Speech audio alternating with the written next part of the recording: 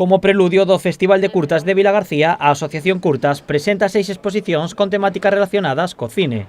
4 delas estarán situadas na sala Rivas Briones. As mostras están dedicadas a Harry Potter, a V de Vendetta, a historias da ciencia ficción a través das naves espaciais e a última titúlase Seres máxicos e onde atopalos, que trata sobre as nosas lendas. Arriba temos a exposición de V de Vendetta de David Lloyd, o que é unha verdadeira pasada aquí en Vilagarcía poder contar cunha obra deste calibre, ademais orixinais. Son, creo que, se non me equivoco, 44 obras. Desas 44 obras son, como dicía antes, todas orixinais. A primeira vez que están en Galicia, se non me equivoco, esta é a terceira vez que están en España. As anteriores foron Barcelona e Tenerife, ou seja, é a segunda vez na península incluso.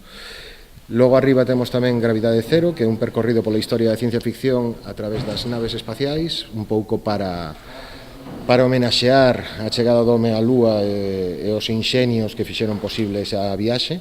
As outras dúas exposicións estarán situadas no auditorio. Unha delas titúlase Conan e Pinceis Bárbaros, que é unha homenaxe a Arnold Schwarzenegger e a banda deseñada, e a outra titúlase Patola ti, un recoñecemento ao traballo das mulleres no audiovisual. Basicamente, unha reivindicación da muller no eido das artes audiovisuais en todo o espectro.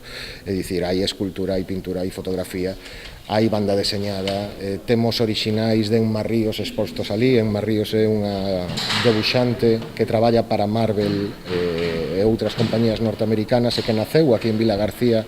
Dende o Concello destacan a gran variedade cultural que as exposicións ofertan ao público. Hai de todo, realmente.